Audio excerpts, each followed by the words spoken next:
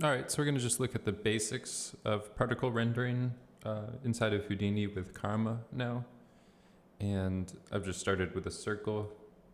You can play around with the divisions if you want, but we're just going to use this to make a ring of particles.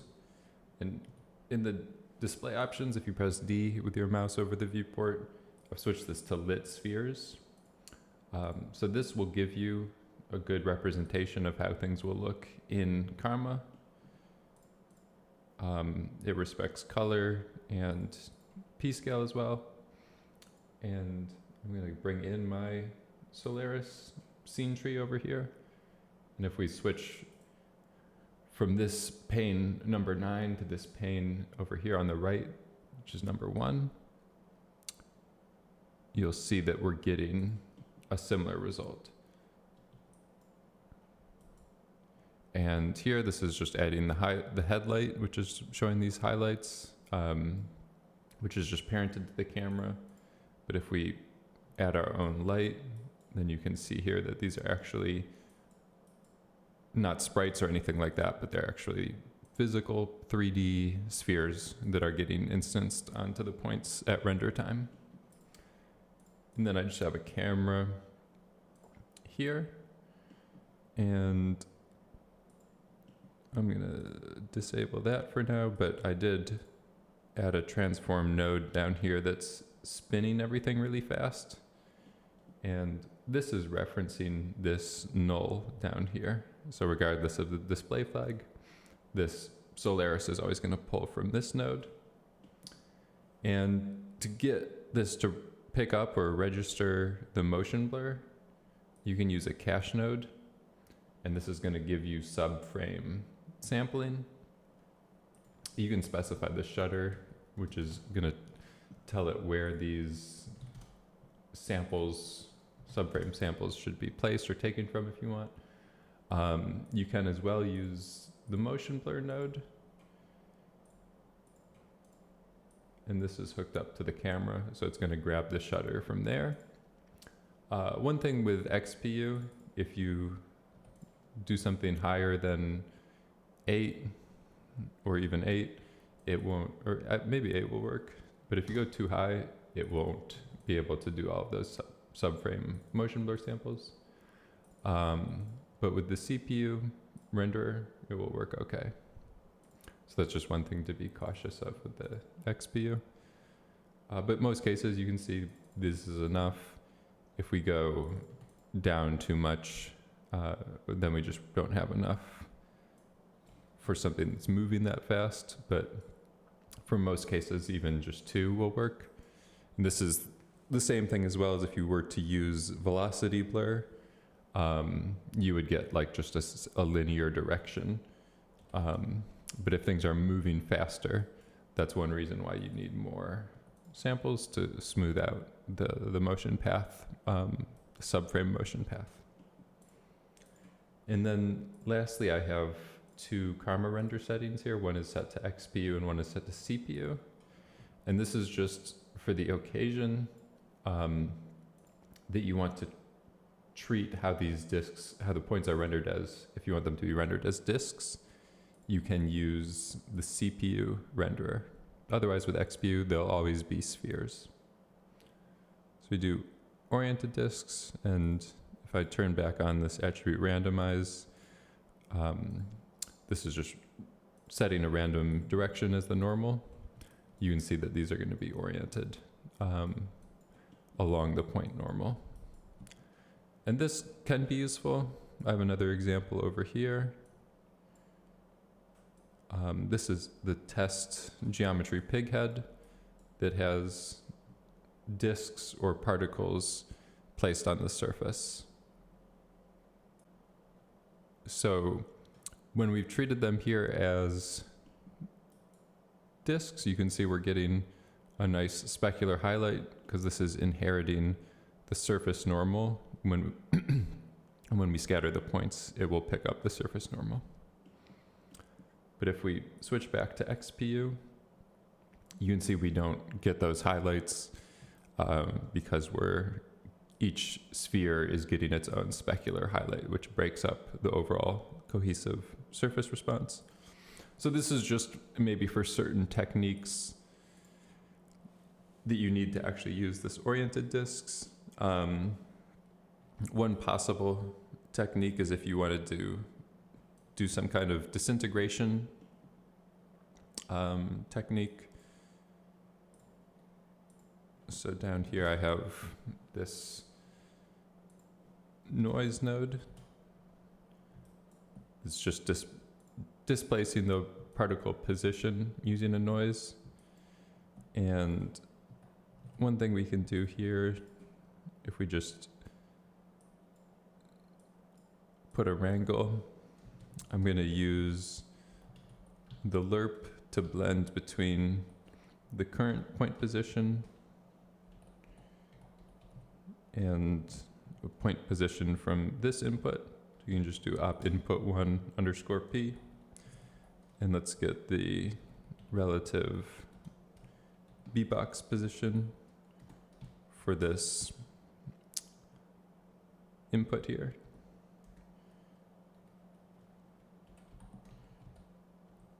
And we'll take the Y component of that. So this is going to blend between these two inputs using the Y position of the relative to the bounding box, so just 0 to 1. And you can see here that this, we're able to go from something that actually looks like a 3D surface to something that's just kind of fully dispersed. If you wanted to use the power, you can add some exponent here to further shape that amount. So this is just how you can do some kind of disintegration or dissolve effects and really blend between something that looks like a 3D shaded surface to individual particles of dust or something like that that might dissolve over time. That's just one reason why you might want to use oriented discs. But from what I've found, or just most of the time, using spheres is okay. And especially if we want to take advantage of the GPU, it makes sense to go that route. You could try instancing disks onto points and still use XPU that way, but the render property of oriented disks technically is only supported with the CPU render engine at this time. So now that we have the basics of Karma particle rendering under control, I'm going to move on to this example scene here that I've created. And this is using pop grains with a gradient force, which is a kind of volume force to push the particles into this kind of like symmetrical pattern. And I have the scene file here. And we're just going to go through it now. So I've started with a box, and this is just getting used to define the dimensions for a volume that we're starting with here. And I'm just using these uniform sampling divisions. If you want to actually see kind of the voxels, you can use this volume slice node. And the wireframe is the voxel spacing. So if you were to actually count across here, you would see that this would be 220. If we just go here to 20, then we would actually have 20 across the maximum division, or the maximum axis, which is the longest or biggest axis of the input geometry.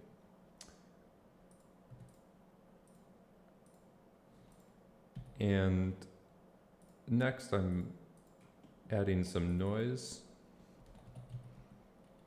to the density field. And here I've just specified this to be density. I set the initial value to 1, just so you can see how big things are. But this is overriding the density. And basically what I've done here is I've made a coordinate or chord vector, And this has some animation over time that's scaling up and down the frequency of the noise. So you can see here it's kind of shifting in and out. The other thing I've done is use this absolute value expression on the X component, and that's what gives you symmetry across the X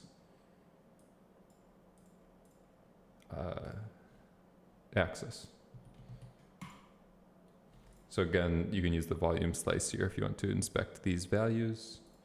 The infrared is useful because you can see anywhere that's red, you know that that's clamping or it's going to 1 or above 1. And then again with this purple, that would always be your low end. So anything purple or beneath that is less than 0. And this other expression here is an offset.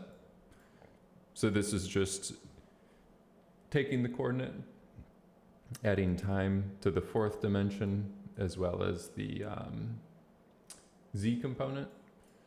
So this z component slides it backwards over time. And if we just get rid of that, you can see that this, let's actually just do this for right now. So we'll reset the coordinate. So that is just evolving it over time.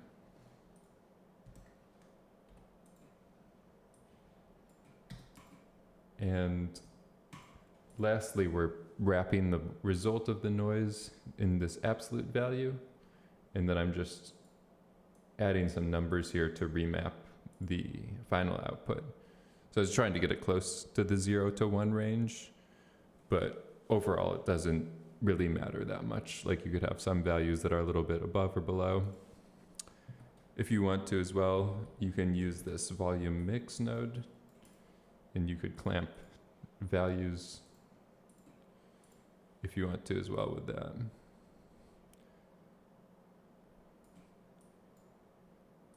So that can be useful. You can also just multiply everything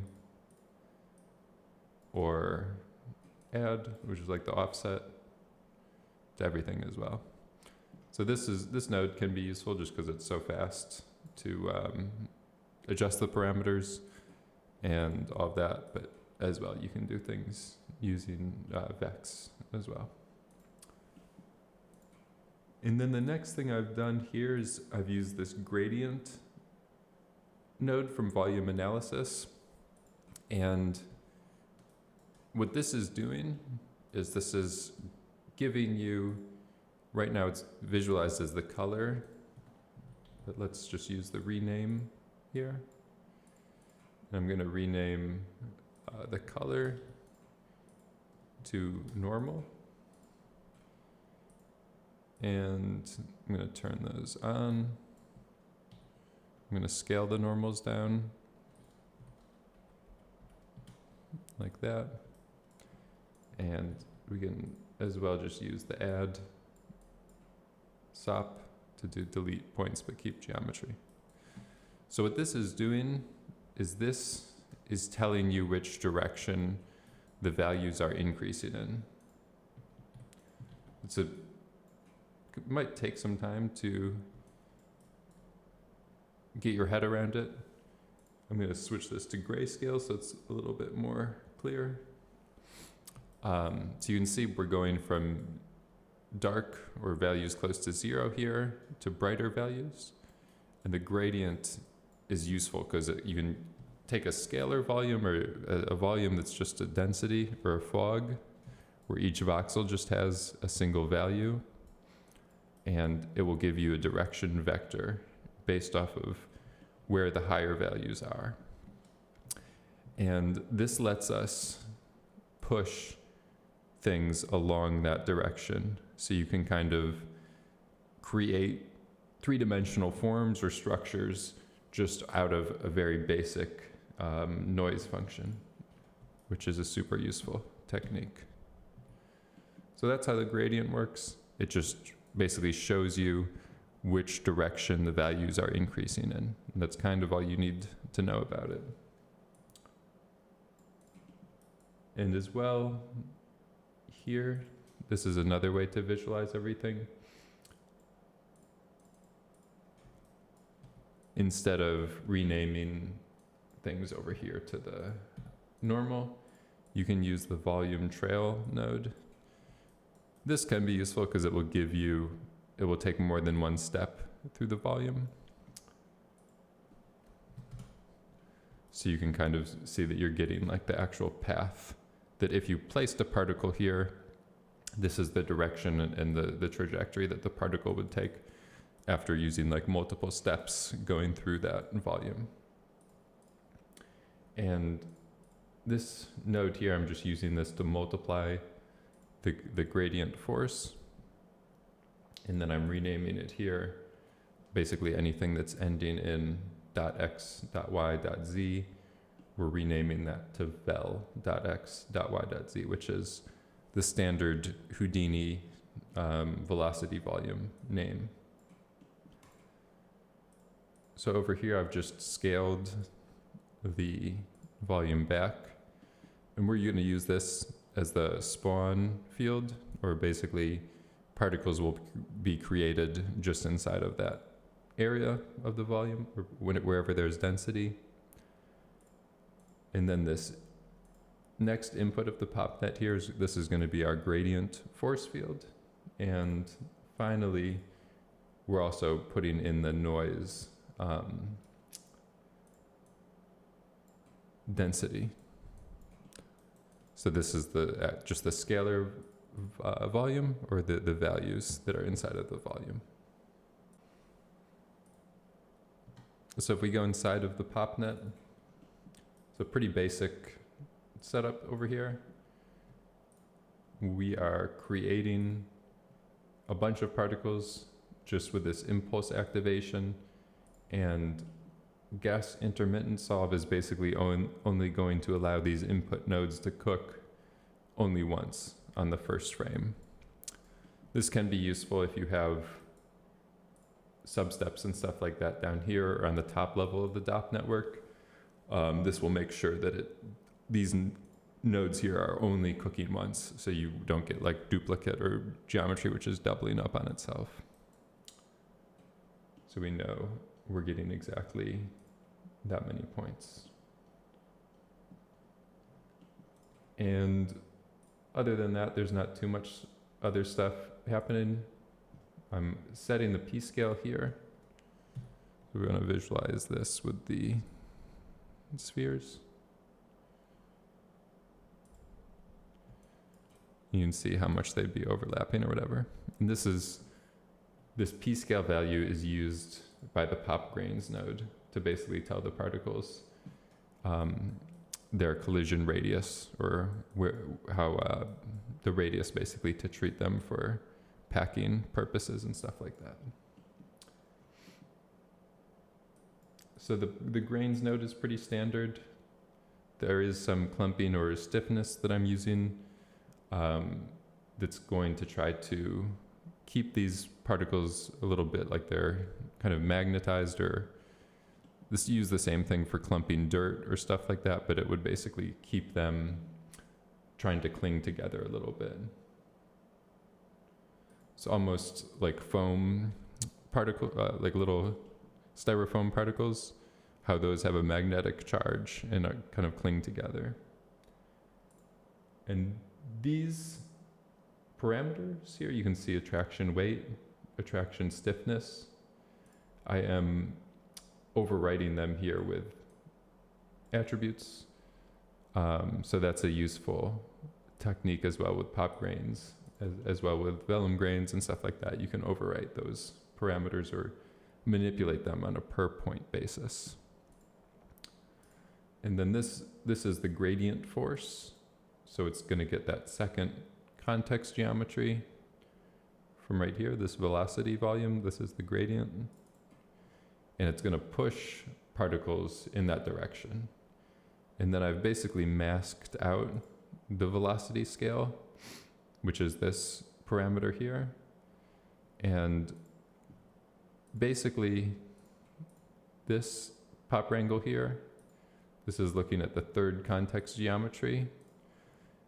And basically just depending on what region it's in, if it's in a brighter or something closer to red region, this is going to apply the full gradient force and full attraction force, or like cling force.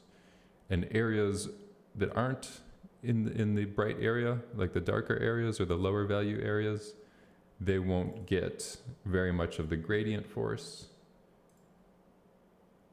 applied to it. So this won't be moving them that much. The attraction, weight, and stiffness won't be applied that high. And then lastly, a noise force will get applied instead. So you might be able to see some areas here where things are starting to break free. Basically, that gives some areas here, those things are kind of floating around or doing their own thing. This lets you kind of just get just an extra layer of motion. So areas that get into that darker area that are just kind of like empty space, they're going to just fly and drift around until they get eventually picked up back into the noise gradient force till they have a high enough threshold that they pick back up.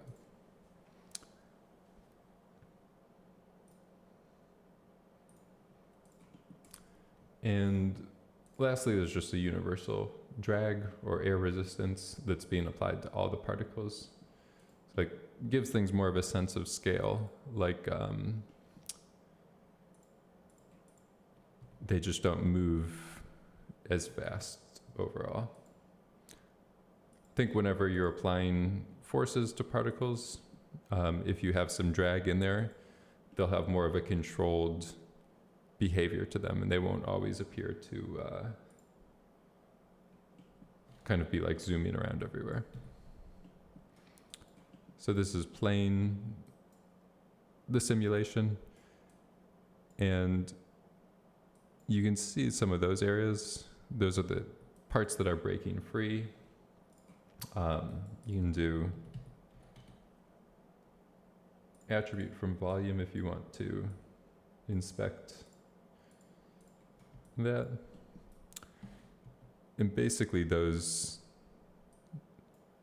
dark areas, or areas that are getting close to zero, would be portions that have a higher likelihood to start getting the random direction force applied to them. They're just getting like sprayed everywhere. And the bright areas, those should be where like the bigger structures are starting to appear. So that's where the full amount of the gradient force is being exerted to push things in that direction. But you can feel free to play around with the parameters and run your own simulations and play around with the settings and everything like that. You can definitely get some exciting, interesting results and stuff like that, just playing around with the values yourself, the forces and all of that.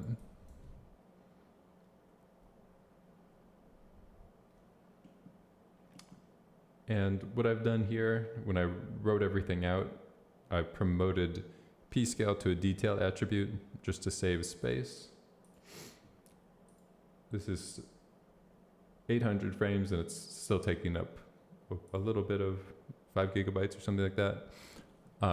So the more attributes that you can prune, or you aren't storing on points, you'll save memory, because the detail attribute is just stored once, and then once you read it back from disk, you can move it back to the points.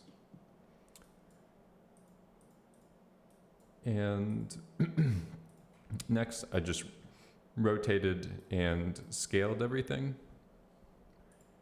And then we want to apply basically the same scale that we're doing And the reason I did this was to line up with the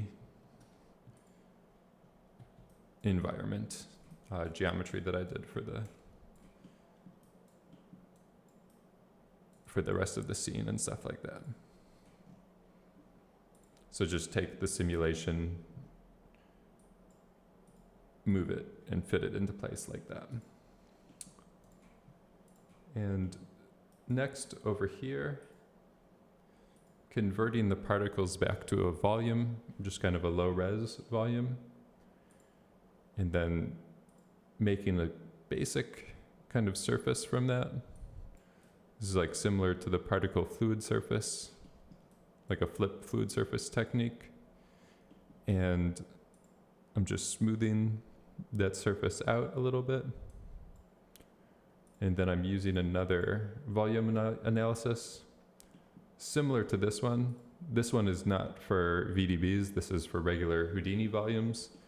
And then this one is for VDBs. You can see this. This one here has curvature. It also has gradient and everything. It has a few more operations as well. But curvature, this is similar if you use the measure node on polygons. It basically will tell you the degree of curvature of the mesh.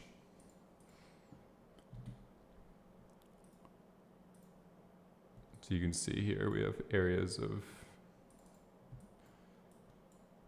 high curvature, low curvature, and all that. It's a little bit easier to see if you subdivide things.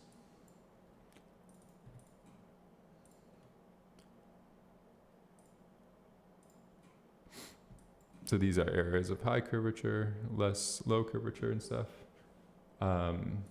You can as well play around with the different curvature measurement styles or whatever. With the volume one, you just get a single type of curvature, but it's fast to compute and it's pretty efficient. And here I'm just moving it back to the points. You can store it in color, even though curvature is just a single value.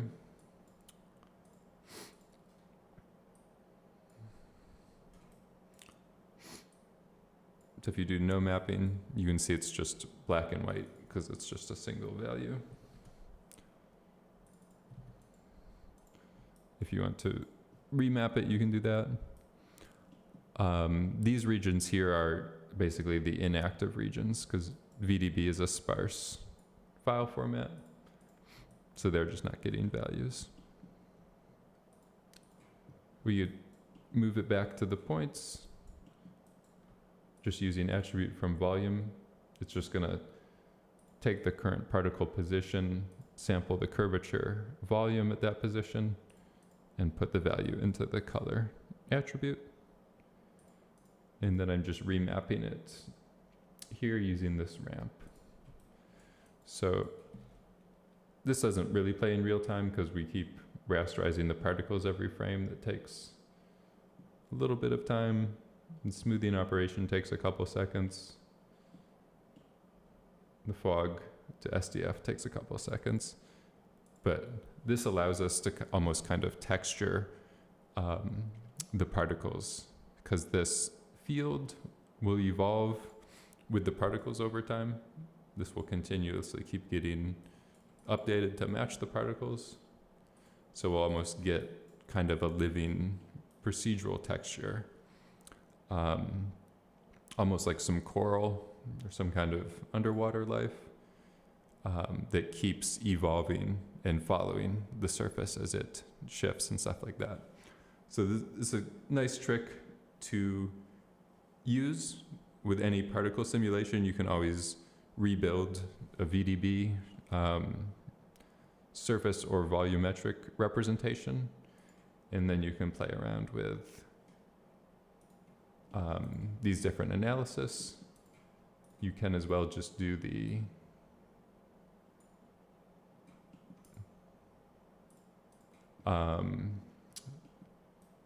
surface value over here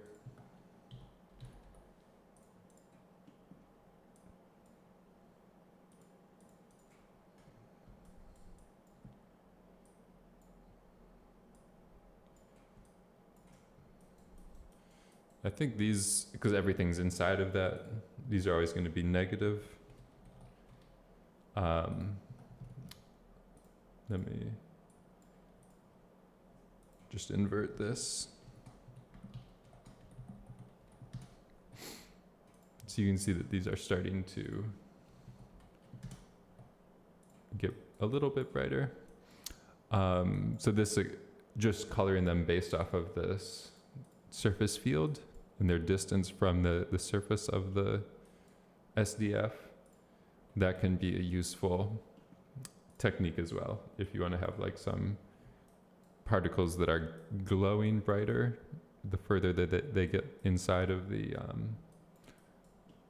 surface, that can be useful. You can as well use this to drive other noises and patterns and stuff like that.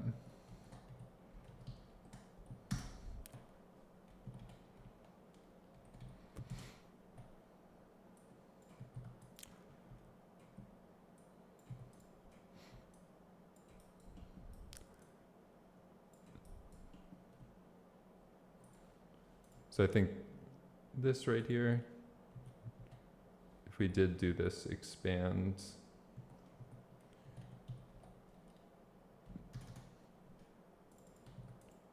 activate the SDF to get it values that are further inside, then you could start to see those kind of like ring patterns and stuff like that.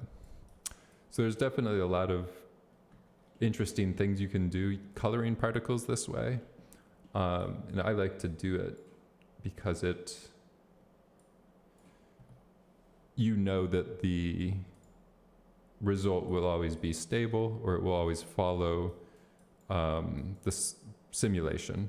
You don't have to worry about rest coordinates or UVs or other kind of texture coordinates like that. Depending on the look and style you're going for, this doesn't always work for every circumstance, but for a lot of particle simulations, you can kind of glean or create extra attributes off of using things like this. Another thing you could do, if you wanted to calculate the velocity, you could color the particles based off of the velocity. We can do this maybe using a similar technique with this node. So let's do this. I might need to make a speed.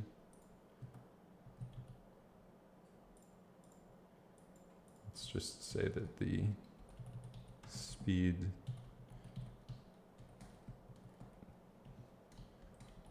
is the length of the velocity, like that.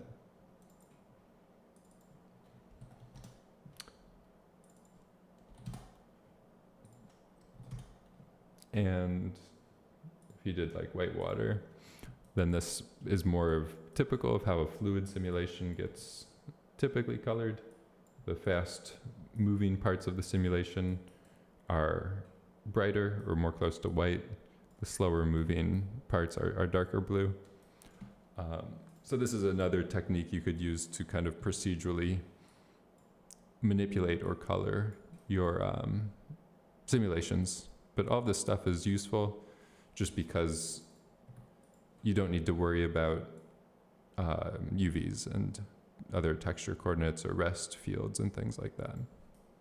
So being able to procedurally generate texture, like coloring of the particles on the fly. You can also do it based off of the age or the life of the particles. In this simulation, it's not super useful because we're just creating them on the first frame, so they're always going to have all the same life and age attributes anyways. And lastly, this time blend, this is just letting us do subframe motion sampling. So with this render here, I did slow everything down to give everything more of a sense of scale. So if we look at the karma side of things now, it's a little bit more straightforward. There was this environment over here that I was showing that this is just a super basic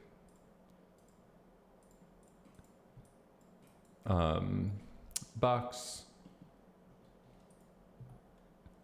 This is just getting the points on the top, converting it to a face selection, insetting them, keeping just the extrusion group. And then I'm just using this to rescale everything to whatever dimensions I want it to be. This is giving everything some thickness. Sometimes when you're rendering geometry and stuff like that with ray tracers, it doesn't like to do like paper thin geometry. So I usually add a little bit of thickness to everything. I think it also helps with these ceiling structures there to have a little bit of volume or thickness with them as well. And then just making the normal vectors. And that's it for the environment. So if we jump over to the stage for the Solaris, this is just rebuilding that volume that I was using for the texturing and everything like that.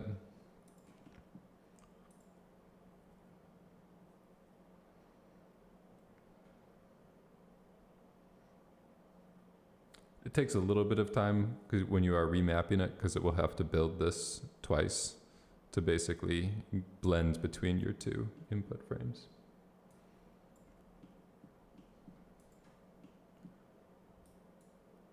One thing I did do was put the material library over here and set this merge to separate layers. I think this can help you work a little bit more quickly if you're updating materials. It doesn't need to rebuild like the time blending, or you can update your material more quickly because it's only updating that layer of the Solaris scene tree. If you have everything in a single chain, then it will always recook the geometry. So for larger scenes, if you're moving lights around and moving the camera around, it can be better to keep those as independent layers to work a little bit more efficiently. The same thing with the floor. I'm just gonna boost that up to a really bright red value. You can see that we're still working almost like in real time.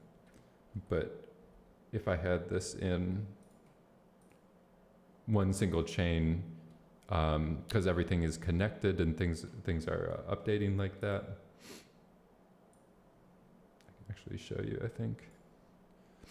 So just putting that there, it's gonna recook the volume, the time blend, the stop stuff.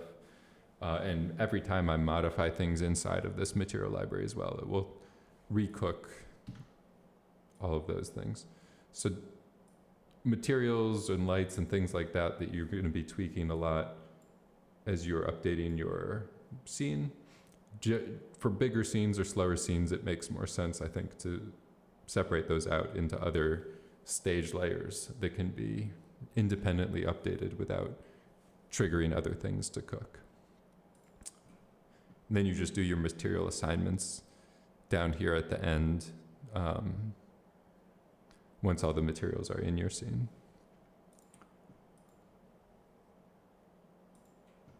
For the lighting, everything's pretty basic. I just have that overhead light that you can see through the top of the ceiling there. So that is the actual light that we're seeing through the gaps in the roof.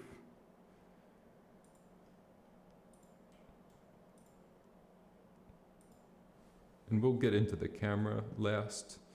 That one I did some extra kind of special stuff. So if we disable the particles, you can see everything's cooking a lot more quickly because we don't have to keep reevaluating that VDB surfacing stuff that can be a little bit slow. This is the environment. You can go into the perspective view if you want to see everything. Should be able to.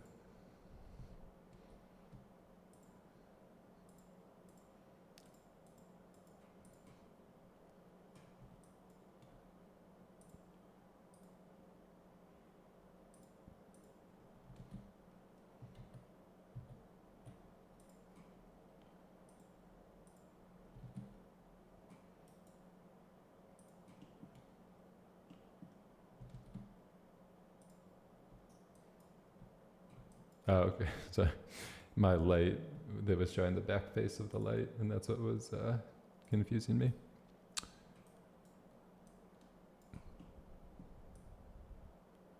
So there's the camera, and it just moves around everything here. So it's a pretty basic scene. You just have the particles, this geometry for the environment, the light overhead, and the materials. The materials are super basic.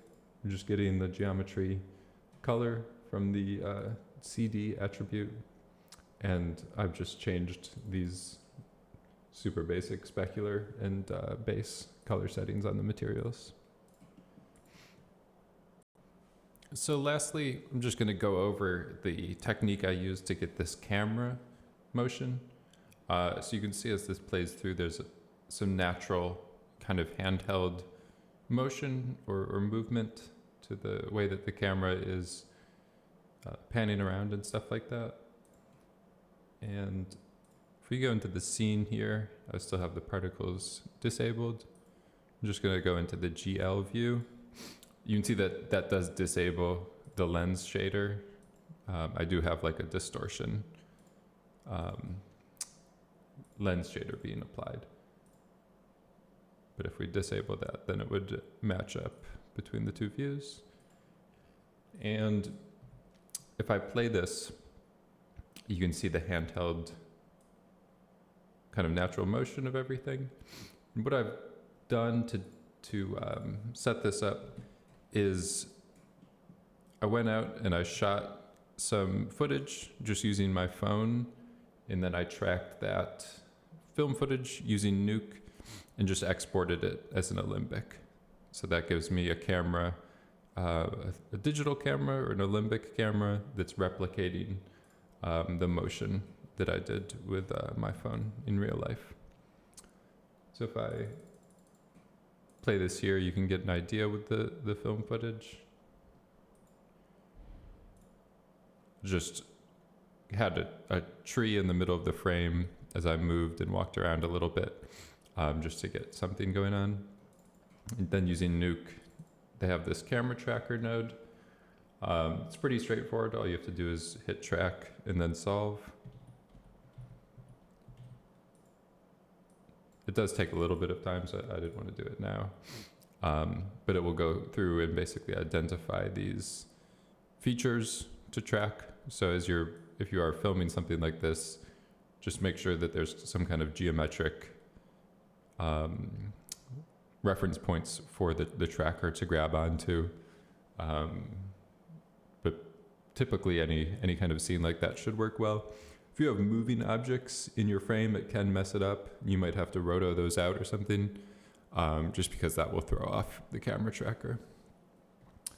But once you do that, you can solve the track, and then you can create a camera. I didn't let this one go through all the way, so you won't see it fully function, but it's pretty straightforward and pretty quick to do with Nuke. It's what I did down here below. And just add that to a scene, and then you can export it to an Alembic like that. So if we go back into the Houdini scene, that's what I've done there. And then I've just renamed the primitive path to cameras. If you make a camera in Solaris, by default, it keeps these under a group like that. So they're all in the cameras group. And next Next, I just did a transform. And this just let me reposition and reorient the camera so that it would fit my scene that I set up. So I just rotated kind of 90 degrees and tilted it up, and then just did a translation to offset it. And then this one is setting the field of view, the lens information, focus distance, and all of that. So you can just overwrite it, or if you wanted to add some animation, you could do that.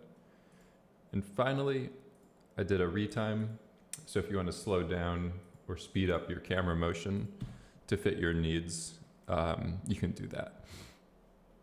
They do have some retime parameters here as well on the reference node, but just to keep everything more procedural, you can do it down here at the end. And then if you did add animation to any of this, you could retime everything in one go. So that's pretty straightforward. It does take a little bit of extra time to track it, but it's not too bad. As you saw, it's just super straightforward. And in general, I've found this type of stuff to be a lot more realistic with less work.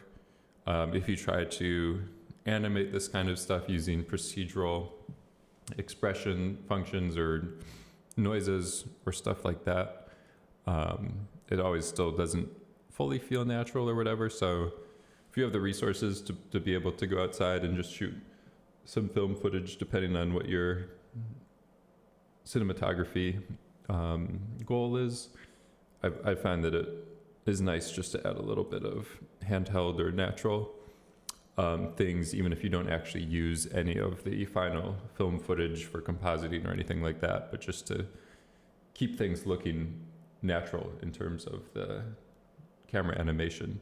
It can help make the rest of the project feel a little bit more realistic, or blend the line between fully photorealistic and somewhat animated or CG. And that's pretty much everything there. The render times for everything were pretty quick.